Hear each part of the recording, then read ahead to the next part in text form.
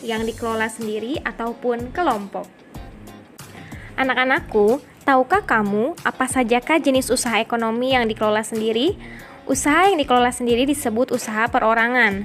Usaha ekonomi ini memiliki modal terbatas dan biasanya dikelola secara sederhana. Contoh dari usaha ekonomi perorangan adalah sebagai berikut. Yang pertama adalah usaha pertanian. Sebagian besar usaha pertanian dikelola secara perorangan. Usaha ini memiliki modal terbatas, namun ada juga usaha pertanian yang dilakukan secara besar-besaran. Yang kedua adalah usaha perdagangan. Usaha perdagangan secara perorangan biasanya berskala kecil dan sedang. Contohnya pedagang asongan, pedagang keliling, pedagang kaki lima, pedagang di pasar, warung, dan toko kelontong. Yang ketiga adalah usaha jasa.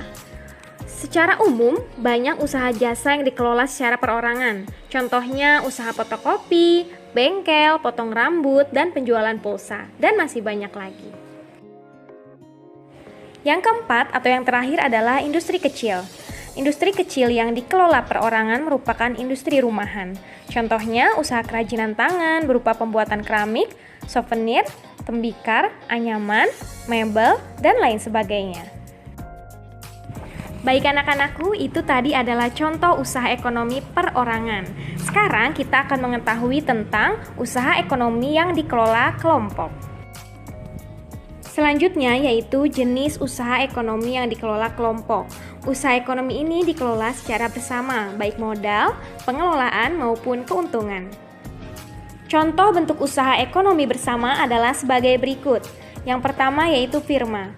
Firma adalah usaha ekonomi bersama yang didirikan oleh sekurang-kurangnya 2 orang. Pendiri firma biasanya orang-orang yang saling kenal satu dengan yang lain. Usaha berbentuk firma biasanya bergerak di bidang layanan konsultasi hukum dan keuangan. Yang kedua yaitu persekutuan komanditer atau CV, didirikan oleh sekurangnya 2 orang yang menyetorkan modal. Pada CV terdapat 2 jenis sekutu, yaitu sekutu aktif dan sekutu pasif. Sekutu aktif berperan sebagai investor dalam pengelola CV, sekutu pasif berperan sebagai investor tanpa terlibat dalam pengelolaan CV-nya. Usaha berbentuk CV dapat dikembangkan dari firma. Ini dimungkinkan jika firma ingin memperluas usahanya dan membutuhkan banyak modal. Yang ketiga adalah perseroan terbatas atau PT.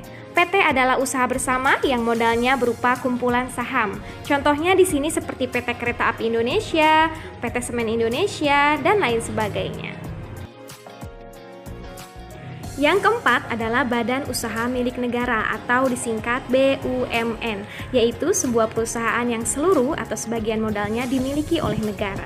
Contohnya di sini seperti bank, Telkom Indonesia, Pertamina, dan lain sebagainya.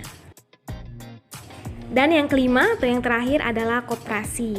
Koperasi adalah badan usaha yang beranggotakan orang-orang atau badan hukum koperasi dengan melandaskan kegiatannya berdasarkan prinsip koperasi sekaligus gerakan ekonomi rakyat yang berdasarkan asas kekeluargaan.